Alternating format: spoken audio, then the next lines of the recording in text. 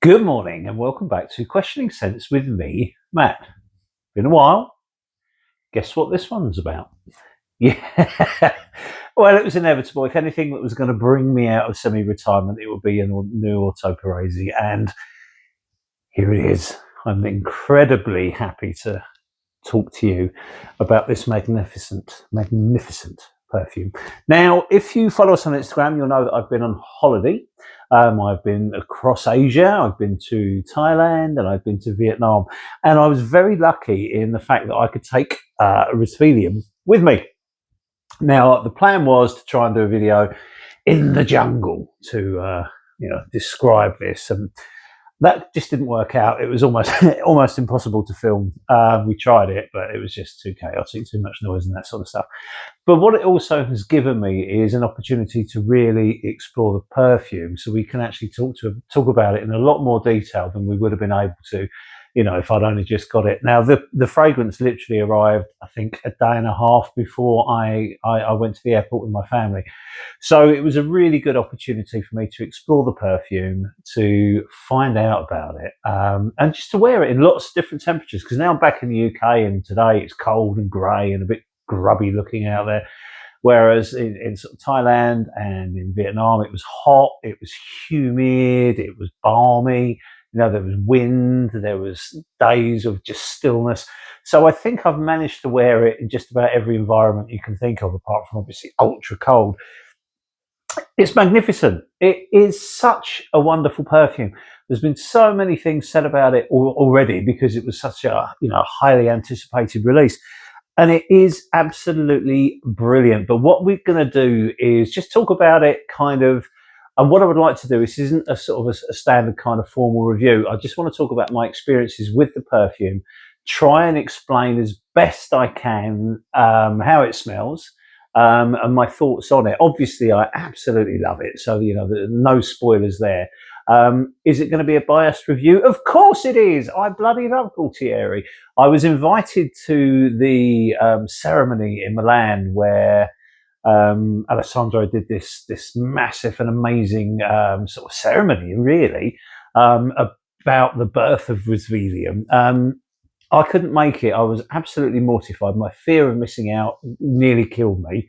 It was quite upsetting, actually, because I was desperate to go, but I just couldn't get away from work because obviously I had this big Asian adventure coming up, and I just couldn't get the annual leave sorted out. So it was just a bit of a pain in the bum. But it's here now. I'm absolutely besotted with it.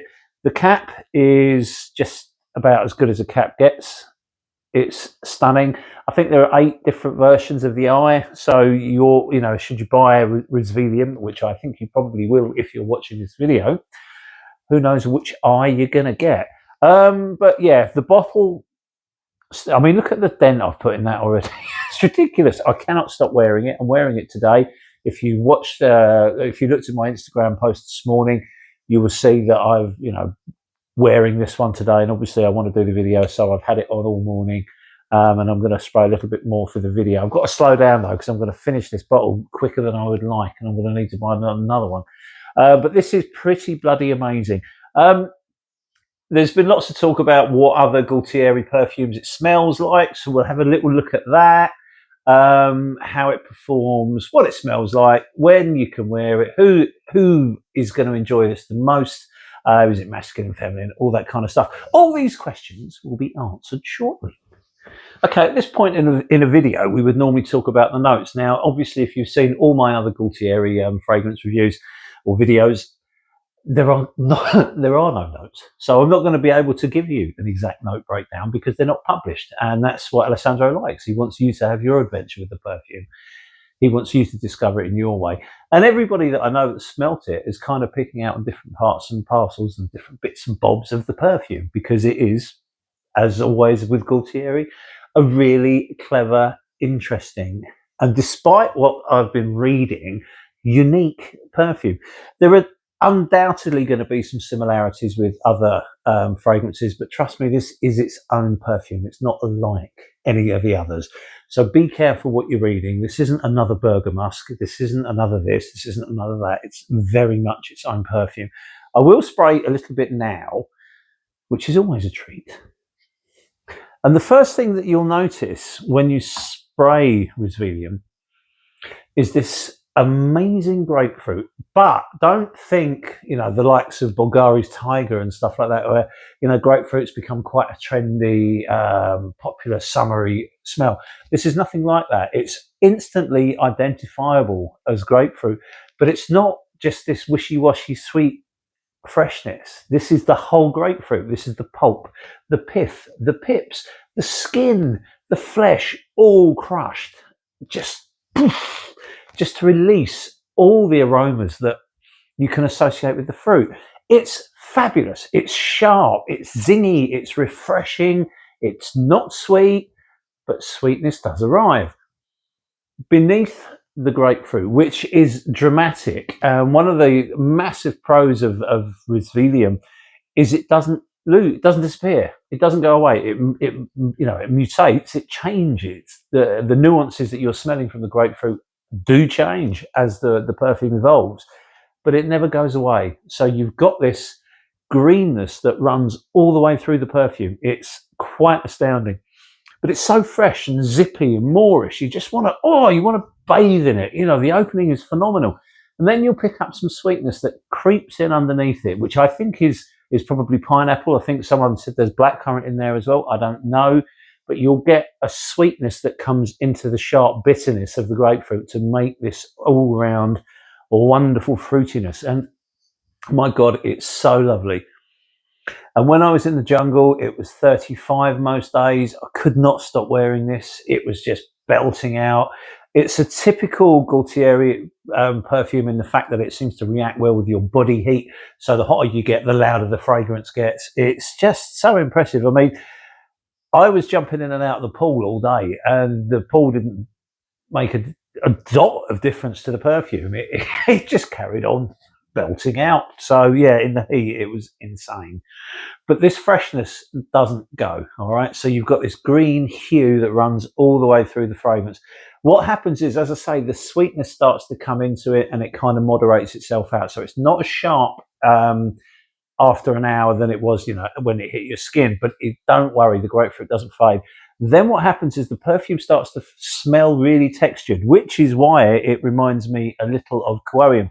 Now, Aquarium or Quium is a very dark, heavy, violety leather, which is absolutely outstanding. And this, if anything, is the fragrance I find most similar to Risvelium. Not that they don't smell alike, but there's this kind of textured, minerally, earthy leatheriness that comes into Risvelium. You've got some greens and some vegetation in here, and it does actually smell like the jungle. When I was wearing it in the bloody, I can't stop saying the word jungle. When I was wearing this in the jungle, I felt like Predator. I was just kind of morphing into the background. And obviously not, I didn't become invisible. It wasn't a visual thing; it was an olfactory thing. So the hot, steamy jungle smells a little bit like Risvelium, and it's absolutely fabulous. So basically, to break it down into the simplest possible terms, you have a sharp, crisp, fresh grapefruit, some warmer, sweeter, fruitier accords, and then a slightly earthy, leathery, green, vegetal sort of smell that kind of molds it into one. It's full of musks. When it first hit your skin, one of the musks that comes out is a bit sweaty, it's a bit dirty. It kind of reminds me of bergamusk in how it plays out, but not how it smells. It does not smell like bergamusk. Okay, these two do not smell alike. They are similar in the way they behave and the way they're presented, but they don't smell alike. So when people are saying, "Oh, this is like a green bergamusk," it's not. It really isn't. There's no leather in bergamusk. There's none of this sort of earthiness. With bergamusk, it's all about sandalwood and musk and lavender. And with Risvelium, it's not. They're both quite naughty. They're both quite sexy, but they're not. They don't smell alike. So it's not redundant to have both. Put it that way. So basically, to get back to Risvelium, it is just this transition from really bright, fresh, crisp to green, leathery, minerally, earthy, vegetal, grassy almost type fragrance. And it is utterly breathtaking. I cannot say enough good things about Risvelium. I think it's one of the best perfumes that Gaultieri's made. and I absolutely adore it. It's a magical, magical perfume. And if you're into his style of perfumery like I am, you're going to absolutely love it. However, if you're taking a punt and you've not tried any of the Nossamatos or the Maria Luxes or the Orto Parisis, Risvelium's a really good place to start, actually, because it's a very inoffensive perfume. It's sexy, it's a bit musky, but there's nothing shocking here. Do you know what I mean? It's not. It's easy to like, even if you're not a fan of Gualtieri's style of perfume. But for me, there's so much complexity to Risvelium. It's fascinating, and it's just an absolute star of a fragrance to wear. You'll just become obsessed with it.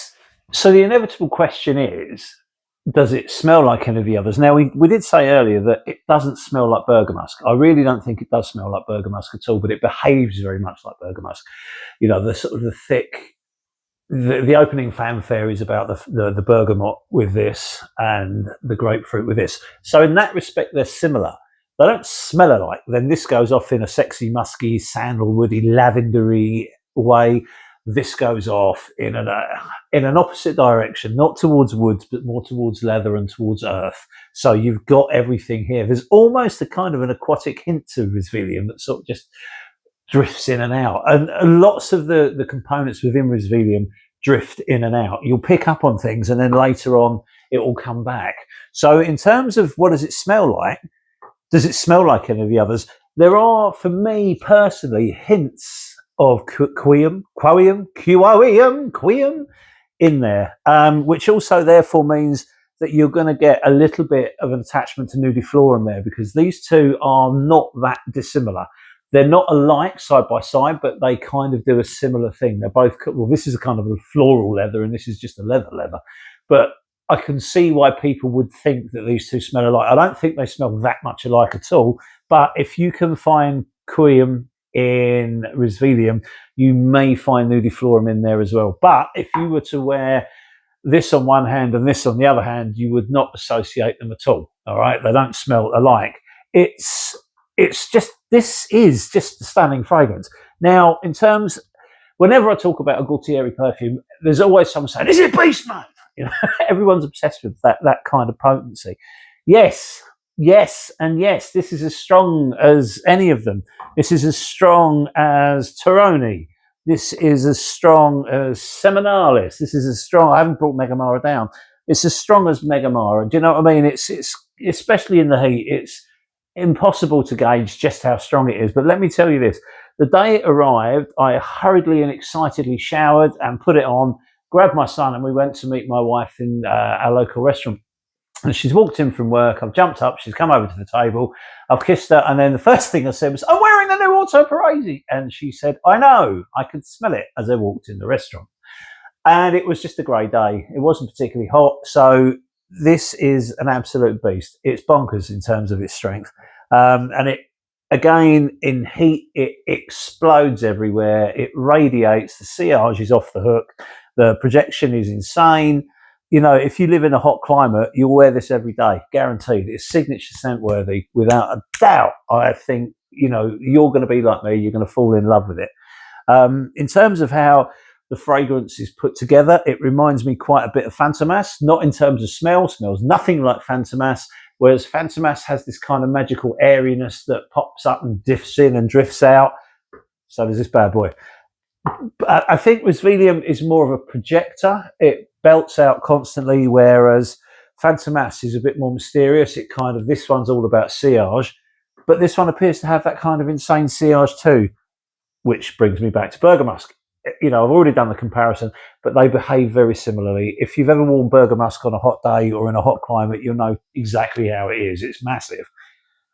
So does this. It really is affected by your body heat and the environment around you. Well, you know, the hotter the weather, the more your perfume is just going to belt out. It really, really does seem to work that way, especially on my skin. And like Bergamusk, and like all of them, it's got this really intricate and layered musk effect to the fragrance. So it will come across as sexy, it will come across as dirty, it will come across as like sweaty, it comes across as almost treading on the water of animalic. But it all works so well because that's how these perfumes are put together. They give you multifaceted musks that just, I don't know, they just accentuate everything about the perfume. It's fabulous. So is it masculine or feminine? It's nothing. It's straight down the middle. It smells amazing on everyone. Smells fantastic on me. It smells fantastic on my wife. She loves it. I love it. My son has worn it. He loved it. So yeah, anyone can wear this. If you are a fan of Gualtieri and how he makes his perfume, you will love it. It doesn't matter if you're, what sex you are. It really doesn't. It can be worn anybody can wear it at any age as well, because it's so unique. It's just got everything you want in a fragrance, from this beautiful freshness to this deep texturedness. It's absolutely out there. I think this is going to end up being probably my favourite from the Orto Parisi collection. And I don't say that lightly, because my love affair with Bergamasque and Seminalis in particular are really, really deep rooted, and I get excited even now. After all these years, I still get excited when I pick up a bottle of Bergamasque, or if I pick up a bottle of Seminalis, or even for that matter, Teroni or Quirium, or all of them really. I love the brand. I love the house. I love the ingenuity that goes into these perfumes. And Risvelium has just gone straight up there. I can't stop wearing it. I could absolutely just wear it every day for a week. And that's wearing it twice a day, once for work and once in the evening after work. I would happily pick it up every single day. I don't want to do that because I don't want to have to keep buying bottles of it. But I could easily do that. It is such an easy fragrance to wear, so you could wear it anywhere. I've worn it to a restaurant. I've worn it on a holiday. I've just, worn it to work. It's just a belter of a perfume. So yeah, it's a signature scent. It really, really is. I cannot say enough good things about it, and I really want you guys to try it as soon as you can, so you can talk to me about it and let me know what you think. Some people actually saying that have messaged saying, "Oh, I get a cannabis note in it." I don't actually, but then I don't smoke cannabis, so I haven't smelt weed for years. So I if you're finding that in there, I'm not saying it's not there. It just doesn't come across that way to me. So make your own decisions, make your own mind up. And that's why we have no notes to work with, because it's not about the notes. It's about your experience with the perfume. It's about your journey. It's about your relationship with that fragrance. And that's, that's what these houses are about. This is what Nasomato are about. This is what Orto Parisi are about. This is a fragrance for you to be yours and unique to you. And only you're going to find what you find in it. So that's, one of the brilliances of this genius Gualtieri that I adore. So I don't really know what else to say. I mean, I can just bang on about how great it is for hours and hours and hours, but you probably don't want to hear that. But take it from me, it's a brilliant perfume. I think you're absolutely going to adore it. And I don't think of it as a divisive perfume. I don't think it's a Marmite. It's not a love or a hate. I think everyone can appreciate it. I just think some people are going to love it more than others. And I'm certainly at the high end of that scale, because I adore it. I think it's a marvellous, marvellous creation. So listen, thank you ever so much for watching. I know we are all over the shop when videos are coming out and all the rest of it. But it's just that my job has changed, my working hours have changed quite a bit, and I'm just trying to juggle everything. So hopefully, and I know I've said this before, we will try and be a bit more regular with our videos. But listen, thanks guys. I really appreciate you taking the time out to watch the video. If you want any more of my content sort of nonsense, or you want to read my terrible writing and listen to some interesting music, then follow us on Instagram. I post every day and try and match a fragrance to a tune. Sometimes that gets a bit repetitive, but you have to bear with me because I'm often posting sort of 4:30 in the morning when I get up. So there you have it. Hopefully the videos will keep coming, and if you can't wait and you need more questioning sense content, follow us on Instagram. And we will see you there. Anyway, listen, I'm really, really, really waffling. So thank you very much for your time, and I shall see you soon on the next video. So cheers, thanks, and bye.